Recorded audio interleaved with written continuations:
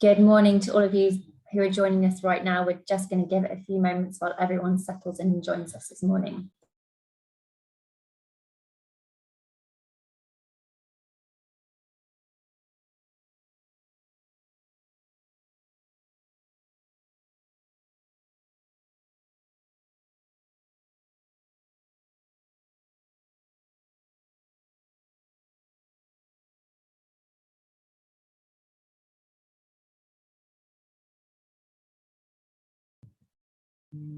Just giving it a couple more moments before we get underway with today's webinar.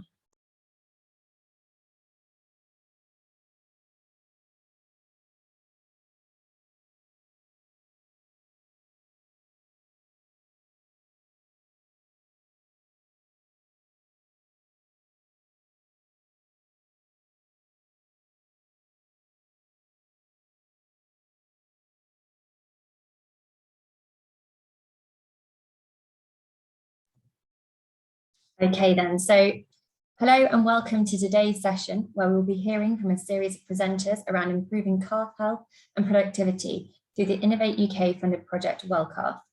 The official title of the project is WellCalf, the precision agricultural solution to improve health and productivity across the dairy beef sector. This Innovate UK project is a multi-partner project across Parklands Veterinary Group, Scotland's Rural College, SmartBelt and Agri-EPI Centre. I just want to highlight some information about the project on the screen. So it's a 33-month project and it started at the 1st of April 2019. And you can also see the partners' logos on the screen as well. So I'm Annabelle and I'll be your moderator for today. And we'll also be joined from speakers from the project. So we'll be talking through the quantification of the issues at farm level and problem with silent pneumonia.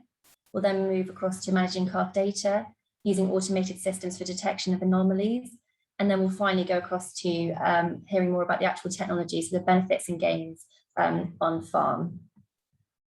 So just a little bit more information. This session is live, so please ask questions as we go. We're going to have 30 minutes of presentations, and then at the end, we're going to have a 30-minute Q&A. So it's the opportunity to ask those questions to the project partners and those who've been involved with the project across the month that's been running. So do please interact with us as we go. This has been recorded as well, so if you do need to nip out or cannot stay around for it all, we will send the recording across afterwards as well. So without further ado, I'm delighted to hand over to our first presenters, who will be Colin Mason, who's a Veterinary Centre Manager in the Veterinary Services Safe and Improved Food Challenge Centre at SRUC. And then after Colin's presentation, we'll also be joined by Dr. Eamon Donnelly, who is the LO Director at Parklands Veterinary Group. So over to you both to share your screen.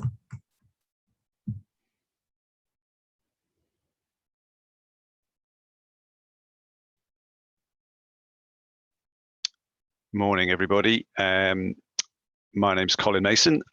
Just a quick introduction as to who I am. I am a farm animal vet and I work for SRUC, and a good chunk of my job is involved with disease investigations and diagnostics in farm animals.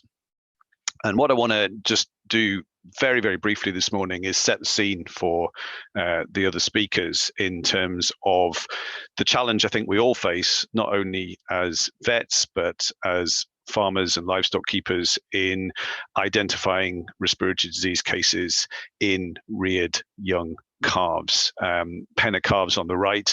How do we pick out the one that is showing perhaps the early signs or the subtle signs of pneumonia, and how can we intervene appropriately and target our treatments effectively, and how do we assess calf health and performance in these groups? Next slide, please.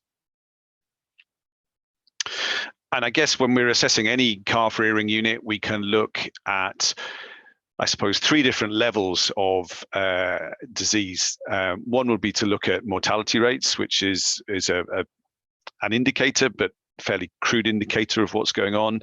Another would be to look at clinical disease data, and another would be to look at maybe some of the more subtle indicators, growth rates and other more subtle indicators of health and performance. And that's what I want to talk you through and what the whole of the talk will be about today. If we focus very simply on mortality rates, we know that calf losses in neonatal calves are an issue. This is some data that is quite old now based on dairy heifers, but it shows you the percentage of loss on some dairy farms in either the first week of the first month of life or the first 6 months of life, and mortality rates of around about 3 to 4% in those two time periods are quite significant, and certainly a challenge to all of us in terms of how we try and reduce those as much as possible. Next slide, please. And this is one of the challenges that I see very commonly, and a farmer will bring us a calf in for postmortem, and the chat that we'll have with the farmer when they come into our centre is, a little bit about the history of the farm, a little bit about the history of the individual case, and very often what we're presented with is what the farmer will say is a calf that's died really, really suddenly, and for example, it didn't drink its milk last night and it was dead this morning, and in the farmer's eyes, this is quite an acute, severe, sudden onset problem. And then what happens when we look at the lungs is we'll see a picture like the picture on the right, with very severe and also very chronic and very long-standing lung pathology. And the two stories don't match up.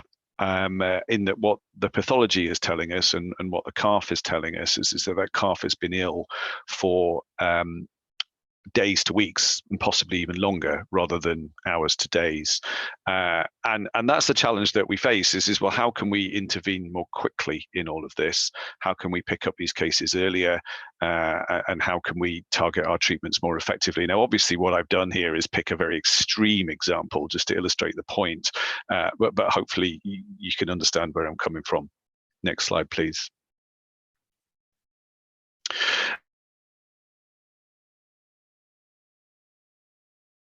And so the challenge really is, and clinical detection, how do we pick up these more early, more subtle cases of pneumonia?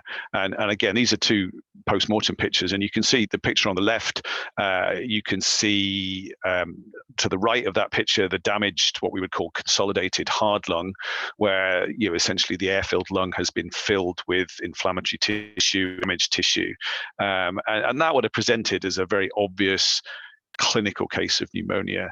If we look to the picture on the right, what you can see is a much more subtle early case of pneumonia, in that you've got normal lung tissue to the right, the sort of salmon pink type color, and you've got a very small area of damaged lung tissue. And the question really is that very, very small area of damaged lung tissue, is that the start of something that's going to get bigger and get worse? Is that something that's going to affect the growth and performance of that calf? And could we pick up on it earlier? And it's hard. It is very, very hard to detect these early clinical cases. If we move on to the next slide, please.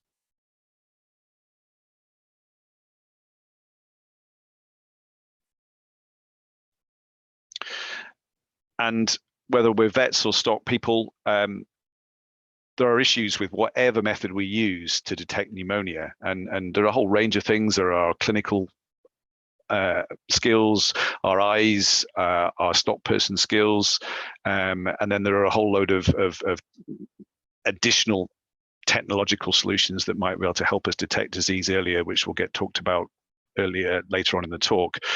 But really, if we look at these in terms of what we call sensitivity and specificity, if our sensitivity of our detection method is reduced, and we're not picking up enough cases, then we're going to have too many missed cases, basically, and that's going to have knock-on issues in terms of the potential for delayed treatment, the potential for reduced cure rates, and compromised animal welfare. In a dairy beef system, it might lead to the increased risk of disease spread between farms, and ultimately the poorer treatment responses may well lead to compromised growth rates and future potential of that animal. The flip side of that is that if our pneumonia detection method is not specific enough, then we'll be treating too many calves. We'll be treating calves that are actually healthy, and that's going to increase our treatment rates and increase our antibiotic use. And again, those are the two extremes, and somehow and by some means, as farmers and as vets, we've got to strike the most optimum middle ground between being as sensitive as we can, but also not over treating if we can as well. Next slide, please. And again, moving on to my final point is some of these subtle indicators are around growth rates and daily live weight gain in calves. And what we've got on this slide is two simple pieces of information. The first is based around farmer treatment records on a particular farm, and what we did is that we looked at cases that had been treated by the farm team and matched them against control animals that had not been treated. And what we could see in that example is that the pneumonic calves grew at 0.2 kilograms per day, set against a sort of target growth rate of 0.7 to 0.8 kilograms a day at least. And they were 14 kilograms lighter at weaning. So you can see a really dramatic effect of a pneumonic case based on farmer recording. The graph on the left shows, again, significant differences between healthy animals on the left and diseased animals on the right in terms of their growth rates, but the growth rates were still a little better than the farmer recorded cases, and this is based on more subtle detection methods based on technology. But again, really to highlight the point that there is a significant difference between the diseased animals and the healthy animals, whichever detection method you're using as a result of pneumonia. Next slide, please. Okay, so I'm going to hand over to Eamon next for further update on all of this. Hiya, everybody. I want to speak to you today about the main advantage I see with the use of wild calf on our modern dairy farm.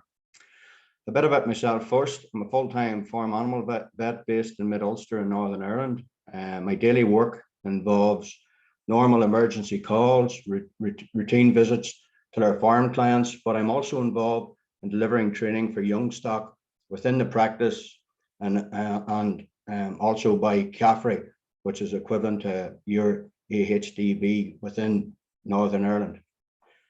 Our practice also closely works with two dairy to beef schemes run by Northern Ireland based meat plants.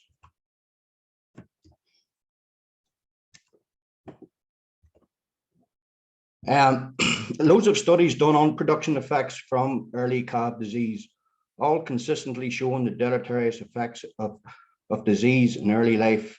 You can see a calf with a BRD episode. That's a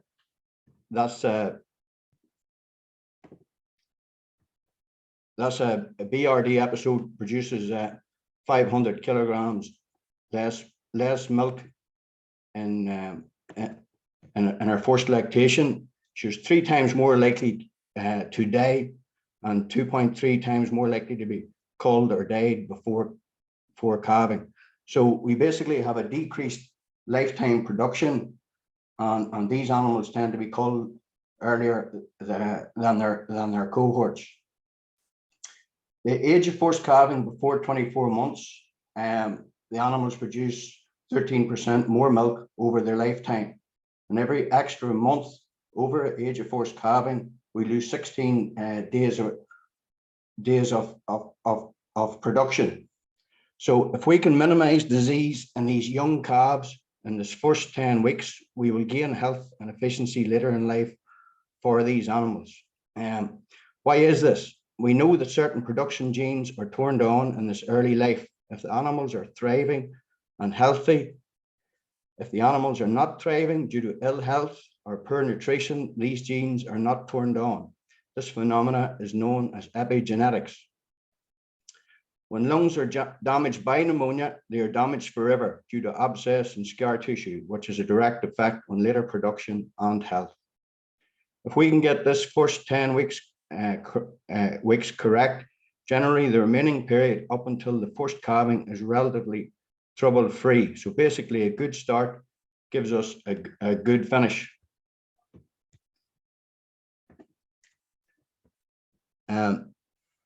As Colin has demonstrated, the pneumonia incidence and post-mortem findings, pneumonia is a major factor in calf deaths. I looked up our local figures for Stormont Investigation Unit, and 37% of calves submitted for post-mortem had, in fact, pneumonic signs.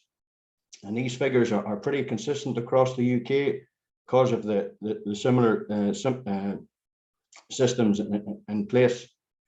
Clinical pneumonia and scours are reasonably easy to pick up by an experienced stockman, but not always, especially at present with the shortage of labour.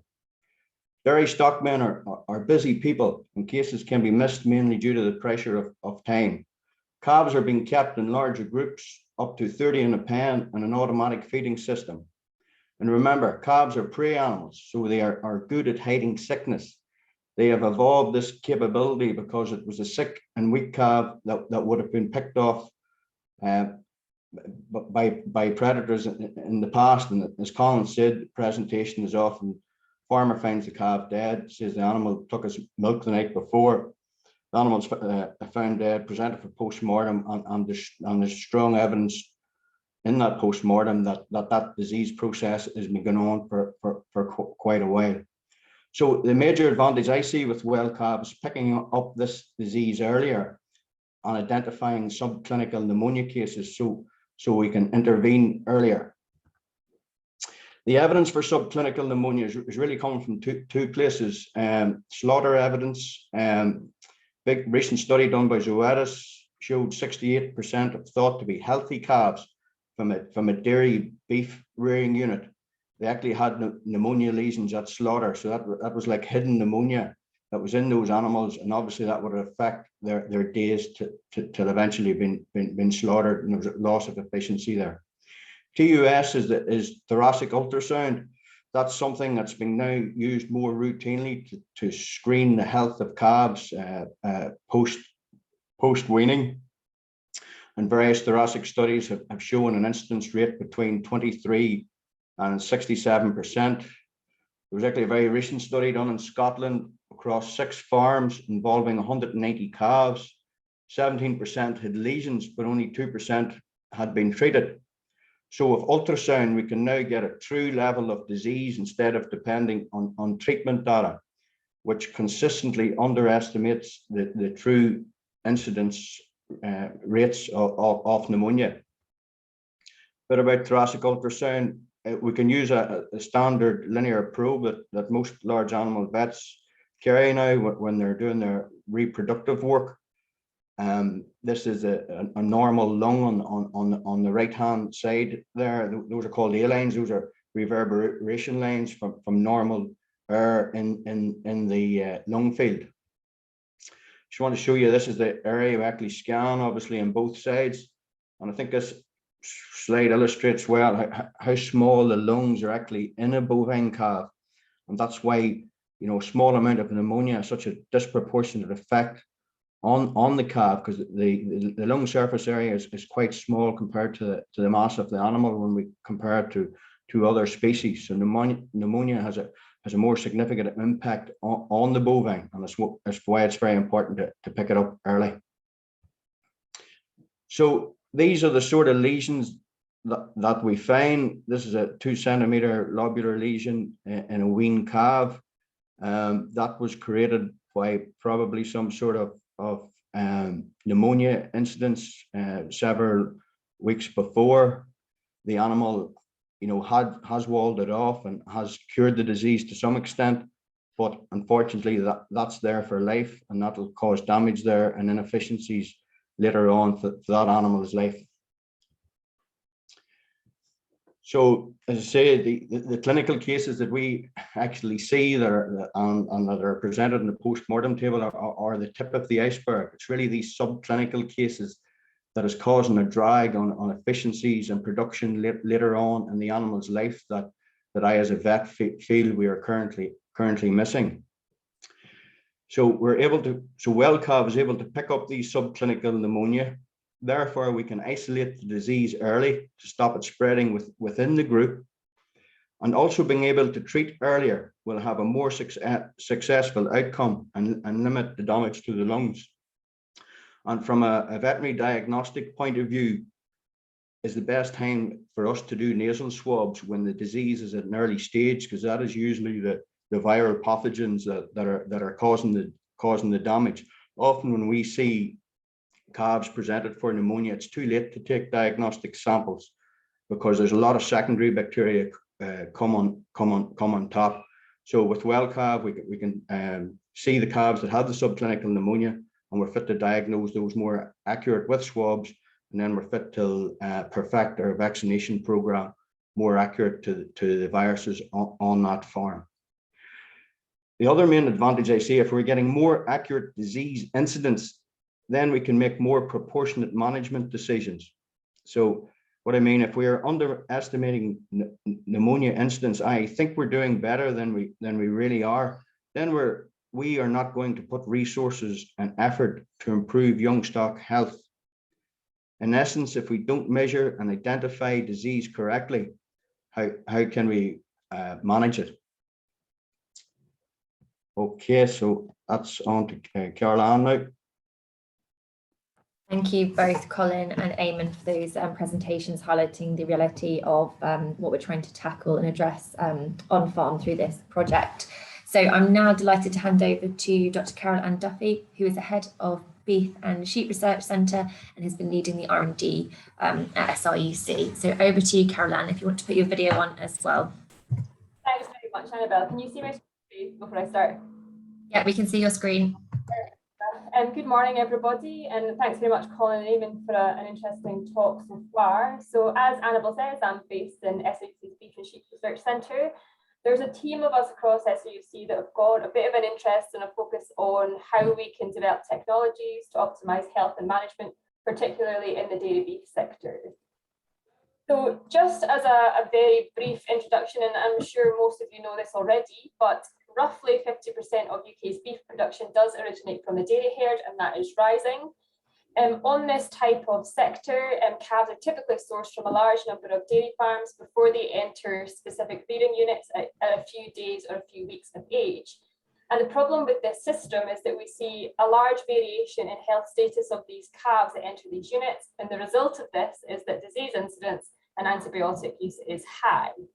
So we look at the economic impacts of poor calf health, and this has been mentioned already by Eamon and Colin, is calf losses, the cost of veterinary treatment, the cost of labour to manage those sick calves, but also the impacts on growth rate of those calves themselves, but also as adults in later life. So it has quite a wide-ranging set of impacts. Therefore, if we look at disease detection and developing systems for early disease detection, that can offer us lots of benefits.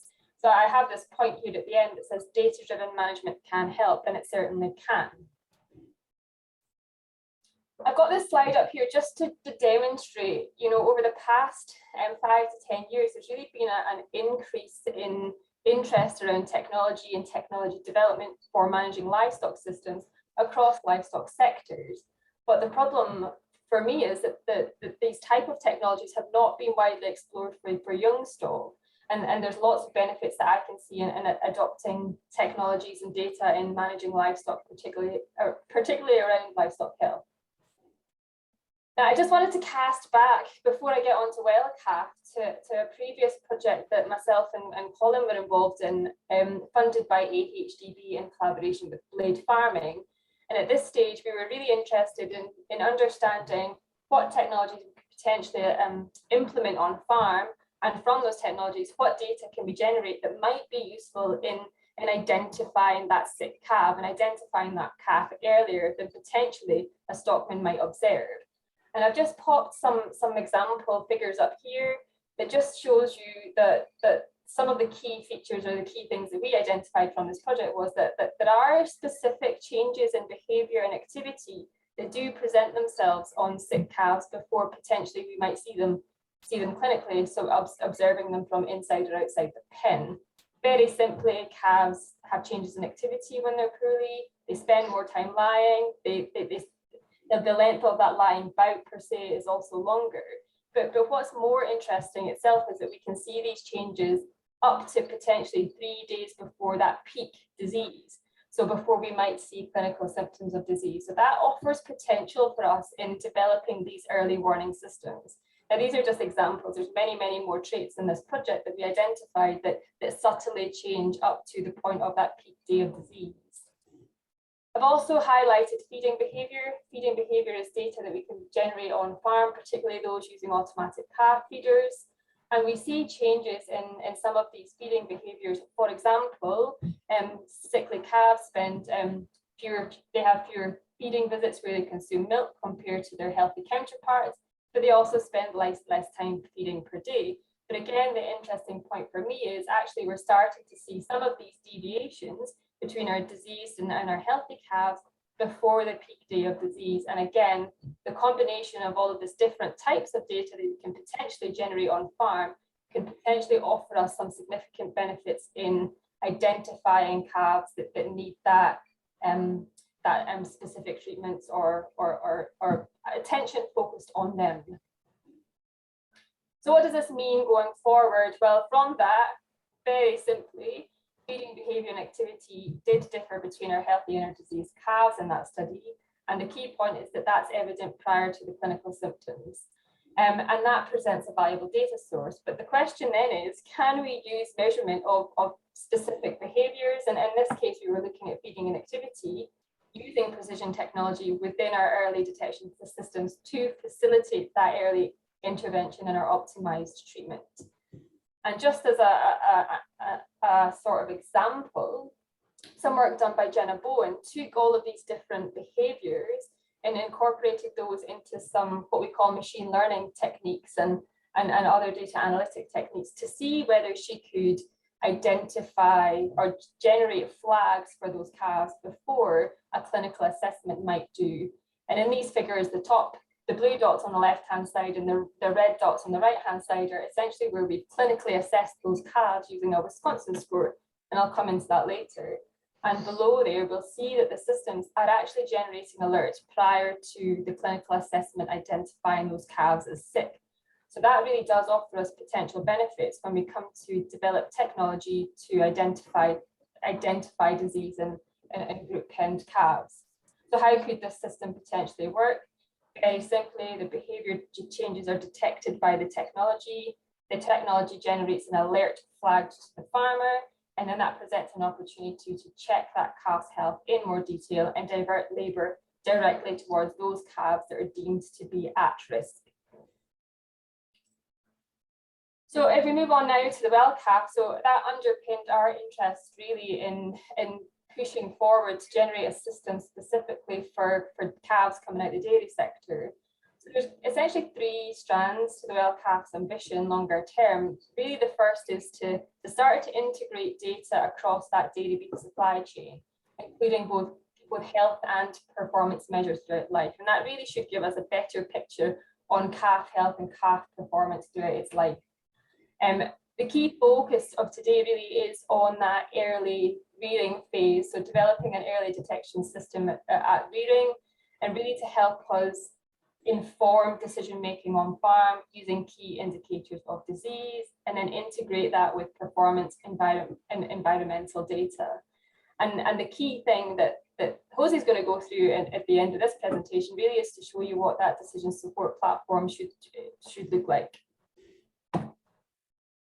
In developing these type of technologies is actually a lot of work in terms of the gold standard data that we need to capture to underpin any technology development. So I just wanted to highlight where the work was conducted for well calf. So this was done at SRUC's Dairy Research Centre near Dumfries in the southwest of Scotland.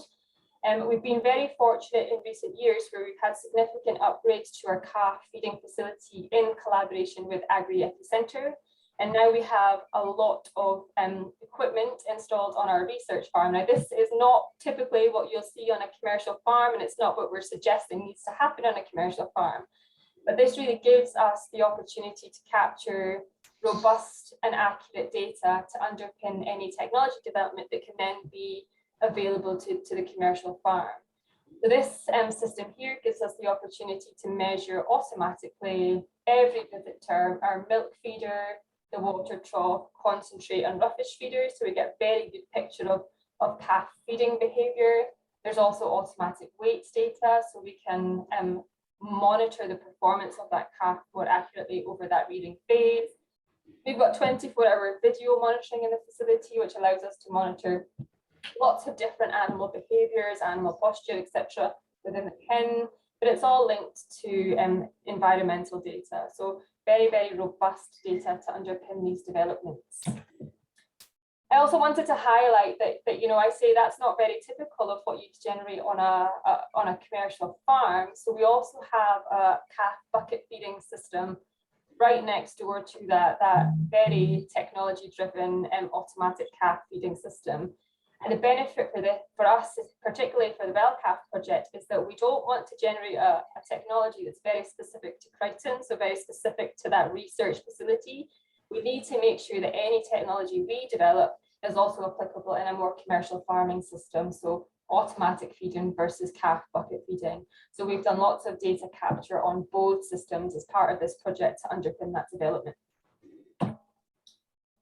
I just wanted to pick up on how we automatically, or how we would assess health in young stock, and Colin's already alluded to this early on. So there are scoring systems out there, and the one that we're more focused on in this project is this Wisconsin scoring system. And I've got a picture of this on the left-hand side of the screen, but essentially with the Wisconsin scoring system, it takes a few calf metrics to classify that calf into whether we classify it as diseased or healthy or somewhere in between. So we look at the rectal temperature, the cough, nasal discharge, eye score, ear score, and fecal score.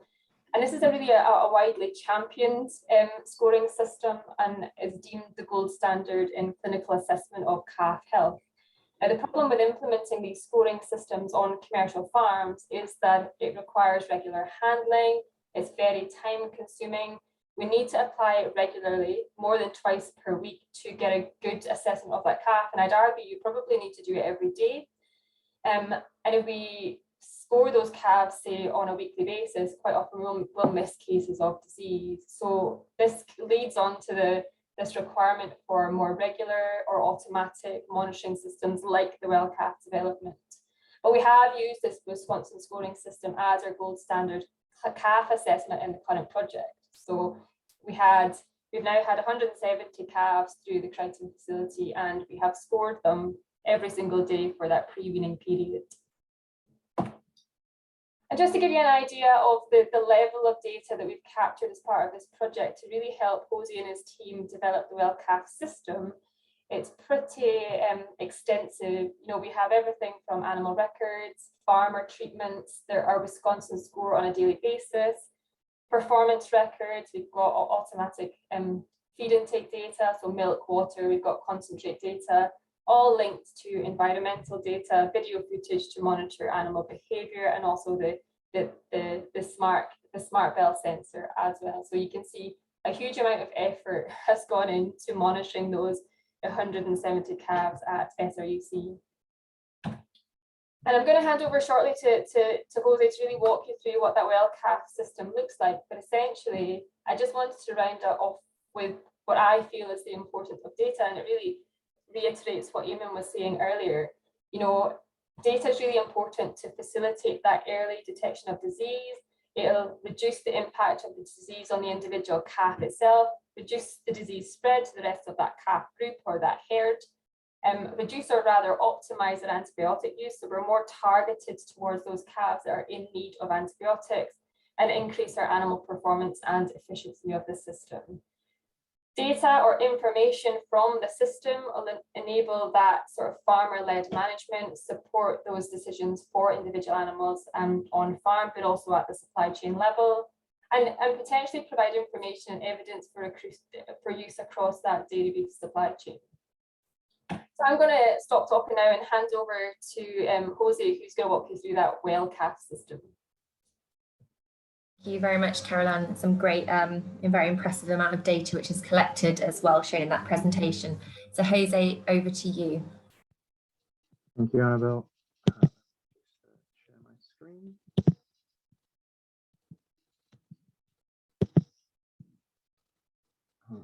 Perfect. So, hi everyone, my name's Jose. I am one of the founders of SmartBell, and really our journey into looking at calf health started just over 4 years ago. And we've been, sorry, 1 second. So, and one of the things that stuck with me was an old saying that you might have heard it, that you can only build a great house on strong foundations. And I thought that was really interesting because it applied just equally to cows. And you can only really have cows coming from strong, healthy calves. But after all the different discussions that we had initially with dozens of farms, vets, and researchers, one of the things that stuck with me was, so if everyone agrees that healthy calves are so important, why is it so challenging? And that's kind of where we started looking into it. And as you've been hearing, just to summarize then, first of all, the signs can be very subtle and hard to detect, not only because calves would try to hide the signs, but also signs that change slowly over time or that you can't really see on a visual inspection, like decreases on activity or lying times. And then there's also very little spare time at the farm, with not that much time spent with the calves, with a lot of other priorities taking that spare time at the farm. And third, I think assessing the impact of that illness over the long-term animals is not very easy, as you kind of like look at how they're performing later on in life. So looking back when we started designing the system, we looked at how can we tackle each one of these challenges. And first of all, as Carolyn was saying, so for the subtle signs, we created a monitoring system that gathers information on calves and tracks every small change. And then, unfortunately, we couldn't create more time, but we can use the information to prioritize a list of calves that require attention in order to optimize the time spent with them. And then last, by making it easy to log and track the illness and treatments, then we can both help in the short term, but also in long-term management decisions.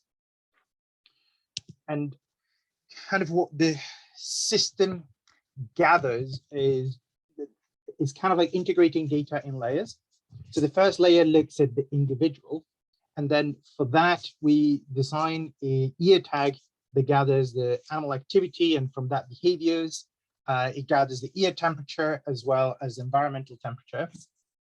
And then the second layer looks at factors affecting the group. So here's where we put sensors in the shed, and then we can look at humidity, temperature, and even volatile organic compounds or ammonia. And the third layer looks at aggregating and integrating external data, either through a mobile app or imports or APIs to gather information such as treatments, weights, or feed data. But importantly, after we grab all of that data, what the system does is two things. So first, it uses machine learning techniques like Caroline mentioned to detect anomalies that require the farm's attention to help on day-to-day operations. So for example, an individual's deviation in activity, behavior, or temperature, and deviations from the rest of the group. So looking at an example, here's a graph for Calf 8508 from earlier this year. And the blue line shows activity levels for that calf, and the red line shows the activity level for the group. And we're constantly monitoring the animal for effectively anomalies. And you can see the dotted lines here are those anomalies that we detected, and we pass those anomalies as alerts in a mobile app to the farm, which then they go assess the animal, and then based on their assessment, they later on decided to treat the animals with a 3-day scour treatment over there. And it looked like the animal briefly recovered, but then roughly about a week later, we got another alert, and then based on that assessment, they looked to have early signs of pneumonia, so it got a treatment of pneumonia then. And the interesting thing is that as you collect all of this data, as you're going through the day-to-day, we can then use that data integrated over time in one place to present a form that can help management decisions. So that can be things such as looking at disease trends to change farm protocols, or looking at heat or cold stress to decide on modifying ventilation systems. And then we did a lot of work to validate the system, and part of the initial validation was done with 118 animals over an 8-month period, where the animals got Wisconsin scored every day, and we also got any treatments, and we looked at the weight gains. So the first thing I like to say is that an anomaly is always an anomaly. So if an animal has a big drop in activity or a big drop in temperature, it will always still require your attention, even if it's not scours or pneumonia. But looking specifically at the correlation with scours and pneumonia, we found that the positive predictive value of the system was 80%, which means that when alerts were raised, animals were confirmed to be sick within 1 or 2 days. And the negative predictive value was 85%, which that means that on days that the animal was confirmed healthy, there were no alerts. So what this tells us is that using the system provides us with the means to use those anomalies and alerts to create a robust and actionable priority list for farms to work with.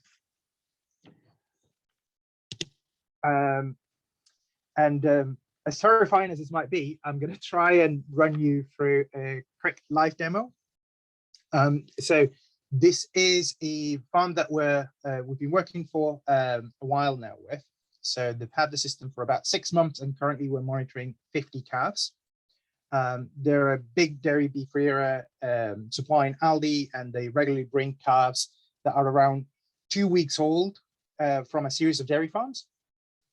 So as you can imagine, they have a lot of disease pressures for both scours and pneumonia, with all of these animals coming and mixing together.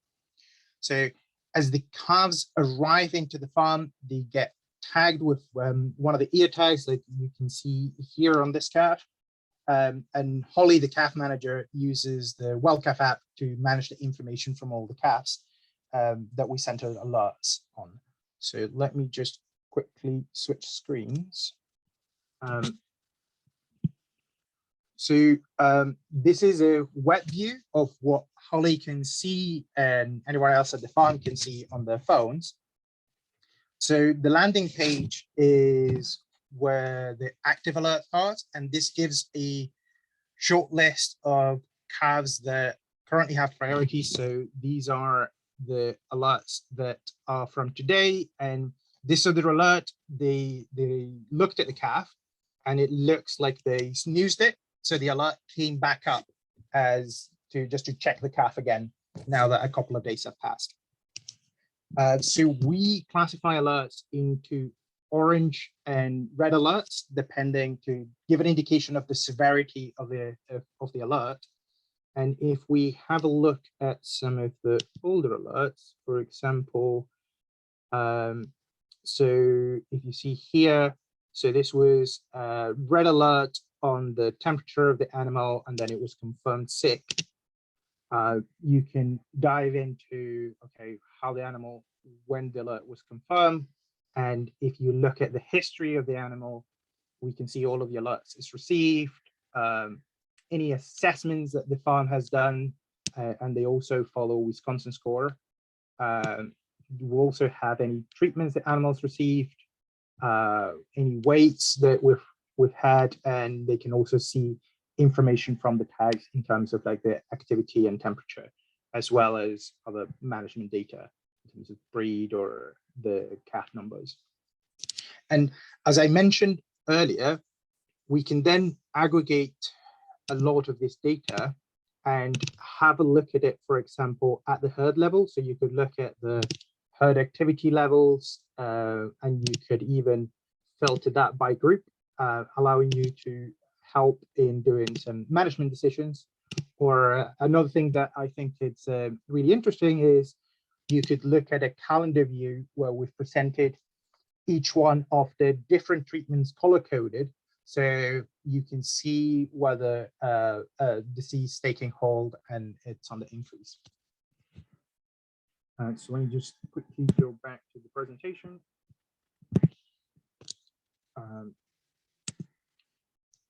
And then in terms of the benefits to the farm, we kind of, I think Eamon and Colin hinted at this. So the financial performance will vary depending on farm to farm and what the status is. But to give you an idea of the factors that we affect on the short term, then obviously reducing mortality is a direct improvement, but then also reducing severe pneumonia helps in two ways. One is you're obviously helping that calf, but then you're stopping or reducing the spread of that disease, which in turn, those two improve your daily weight gains and creating immediate savings at the time.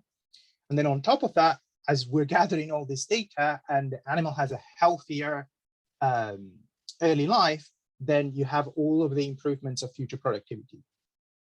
Now, the interesting thing is, like, even when we've been talking to the farms, there's a lot of other benefits that they also value, which are in terms of peace of mind, just knowing that someone is constantly looking at the animals. And then we have even WhatsApp groups with the farm, and as we're seeing things, we're messaging them or having conversations of what might be happening.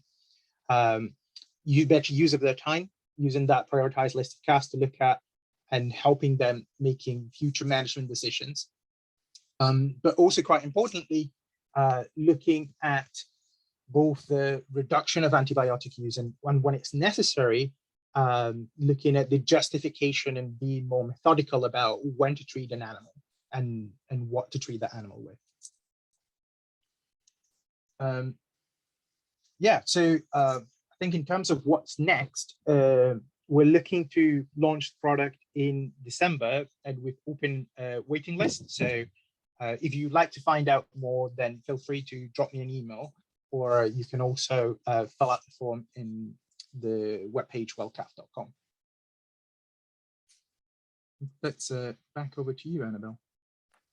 Thank you very much, Jose. We look forward to seeing the product launch actually in December. So anyone who is interested, as Jose said, please head over to the website. I'll put that in the chat box as well.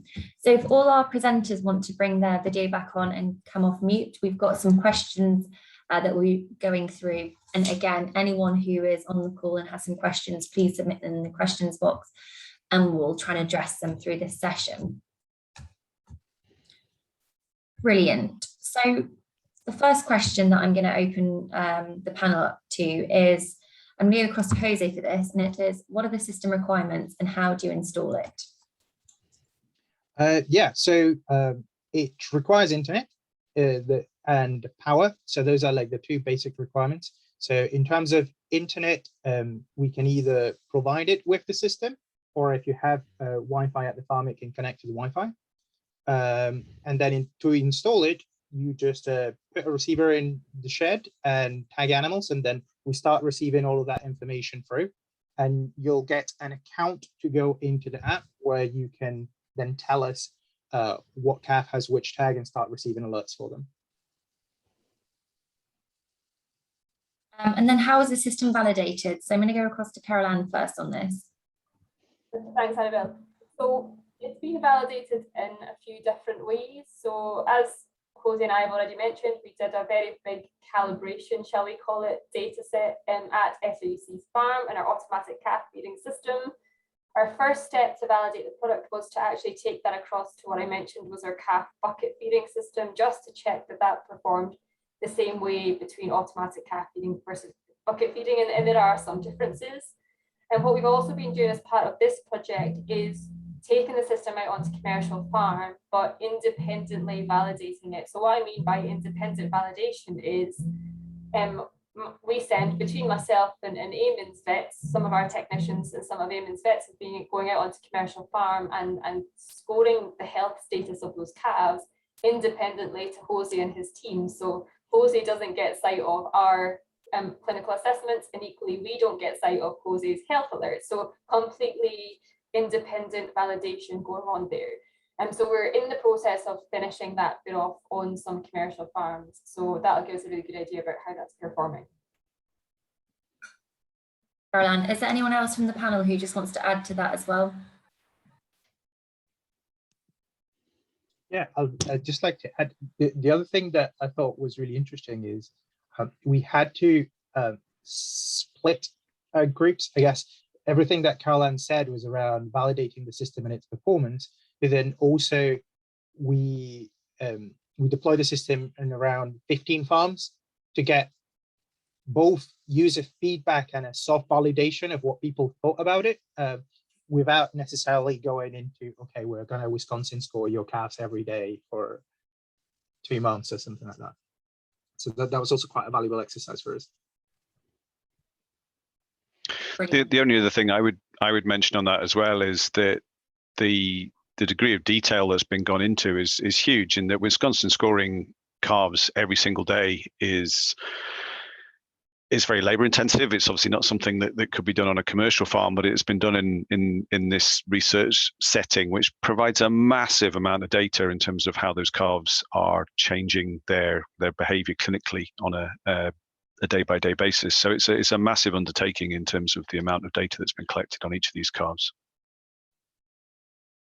Great. Okay, thank you for your. And then I'm going to go across to Eamon and Colin as well on this question. So as a vet, how would you use this data to help a farmer?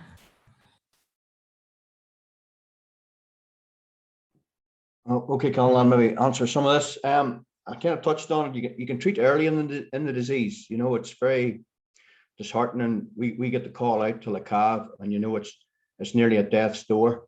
And yes, you may save its life, but then you ask yourself, what's the production life of that animal earlier? So to me, I think it's vital to pick up those pneumonia calves earlier. The other thing is improved diagnosis. Again, a touch on it there. Whenever we go out to that calf at the late stage, there's often secondary pathogens involved as well, and that complicates what actually was the causative agent, say, a week earlier. So if we're getting those calves with early disease, the nasal swabs are actually a lot more accurate, and therefore we can tailor the vaccine program to that particular farm. Also, the true incidence is very important because I think it's often underestimated, and therefore farmers think it's not a problem, and they're not investing time and resources into fixing that problem. They may well have a colostrum problem, a calving pen problem, ventilation problem, nutrition problem, and if we're getting a true incidence, then that allows us to go back and make a more thorough investigation to find out what that actual problem is. And then the other thing it does, it means we can benchmark between farms. If we're using the same system across several farms, we can compare these farms and learn from each other. So if one guy has a very low true incidence, we can learn from that and what will work on the other farms that maybe are having a higher incidence of pneumonia. Yeah, so. Colin, anything to add to that as well? Yeah, I think this technology and others like it takes, detection to another level. And we've often been concerned that our clinical detection, whether as a vet or as a farmer, is missing these very, very early cases. So it really gives us the opportunity to get in and examine and treat these calves earlier with hopefully a much better treatment outcome. And I think a point that Jose made is we've got to trust the system in that he says, an anomaly is an anomaly. So what the alerts are telling us is that there's something not right about that calf, and it's to really build our trust in that and use that as a means of saying, right, well, we need to intervene, and hopefully as we get further into this, it's not only how we target our treatments, but can we change our treatment strategies with these early cases as well, in terms of how we manage these early cases. And the whole aim of that is to hopefully reduce our antibiotic use, but also to target that to the ones that are needed. So how does this integrate with other data and systems on a farm? So Jose, I'm going to go across to you first to answer that, and then Caroline afterwards as well. Yeah, sure. So we've created effectively open APIs to be able to integrate to other systems, and that was one of the initial requirements that we mapped out at the beginning. So both we've taken exports and we've integrated data from other systems and brought it into the app. So for example, the weight gains also from the systems at Crichton, we picked up data on the feeding, and we've also brought data from other environmental monitoring systems into the system. But we're using this in a way that we can export it out as a CSV so that you could just import it into another system. Or in the future, we're talking to other companies about directly integrating them so that if you already have a management system in the farm, then ideally this will just feed into that. Caroline, if there's anything to add there. I think Jose's covered most of it, certainly around the practicalities of data integration. But for me, one of my biggest frustrations when it comes to technology development on farm is that sometimes we get very much focused or too focused on one individual aspect of what that technology can provide without thinking about the bigger picture. You know, monitoring one aspect of behavior really is only a small part of that larger picture in managing that individual animal. So being able to integrate with productivity data, to integrate with on-farm management data, farmer treatment records, etc. The easier we make that, the better that's going to be for the farmer. Brilliant. I'm just going to address this question as well, which is, do the ear tags work over LoRaWAN? Jose, is that something you can just confirm? Yeah, no, they don't. They use we ended up creating our own protocol over a 2.4 gigahertz network. Okay, thank you, Jose. So we've got another question, which is, how does this, the Wellcraft system help in the reduction of antibiotic use and carbon emissions? So I think everyone on the panel can contribute to this question. So I'm going to go across to Eamon and Colin first for their answer on that. I'll happily come in first in that there's two obvious ones really. In terms of antibiotic use, it is refining and targeting our treatments to the animals that genuinely need it. Also, hopefully by intervening early, overall the treatment requirement for that calf is less, in that where we see the problems is with very long-standing cases and very, very chronic cases where they need a lot more antibiotics and perhaps to no real benefit in that they're not going to get better. So that's where the aim is there. The obvious aim in terms of greenhouse gas emissions is on growth rates and productivity. And you know, if that's in the beef system, there are lots of evidence linking health and disease, and particularly pneumonia, to longer time to finish, greater feed input to get to finish, etc. So there's going to be some benefits there. On the dairy side, if we're rearing heifer replacements, I think some of the really strong information which Eamon alluded to is that the health and performance in the first 8 weeks of life in the pre-weaning period is directly correlated to performance in first lactation and survival into second lactation. So it's not only wins in that very, very early period, but it's potential wins in adult life as well.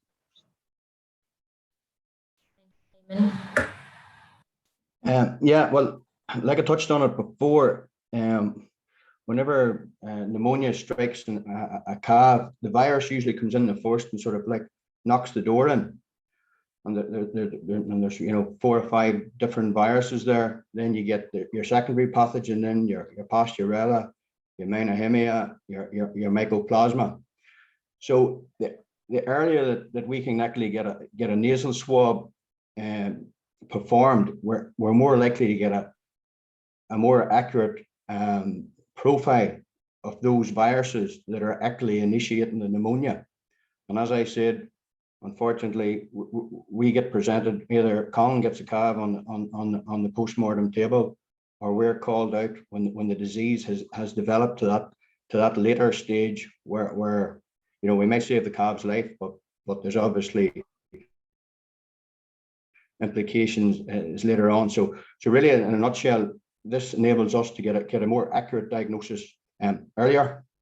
Plus, also, if we're intervening earlier, you will need less antibiotic. If you can imagine that, those lesions that are growing in those lungs, if we're hitting it with antibiotic earlier, we're going to need less antibiotic because the lesions are a lot smaller. And the other thing, human behavior comes into this too, because what happens if pneumonia gets established in a group of calves, say there's 30 in the pen, and we've missed that one because we're not using wild calf, it's got established. Next thing, there's 10 or 12 calves with it. Well, human nature is you treat all the calves then, and obviously that's using a lot more antibiotic. And then what can happen as well is antibiotic is then added to the milk. So early intervention, I think, okay, we might increase our treatment rates, but one will be using a more targeted antibiotic because we know what we're dealing with, and we'll be using less of it. And then, as Colin said, and we've talked about it all, those later life productivity is badly affected by pneumonia. So if we can reduce that pneumonia incidence, reduce the severity of it, we're going to gain there. But the other thing, remember, these are cows that are going to be there in 2 years' time. These are our young cows, and there's a lot of genetic improvement is lost through pneumonia.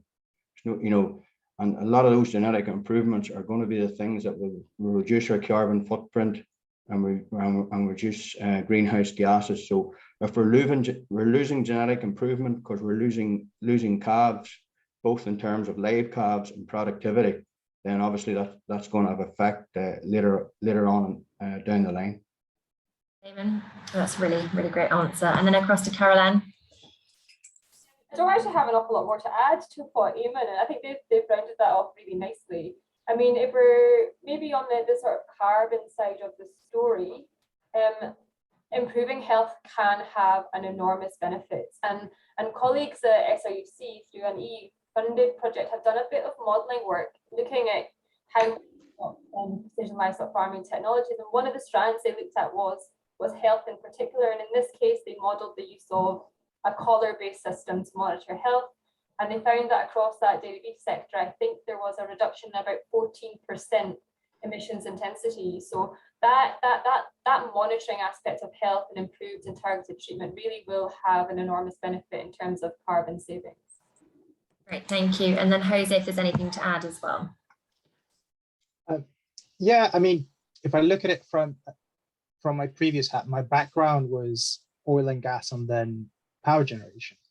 And I think something that even Eamon mentioned, you can't improve something unless you have an accurate measure of it.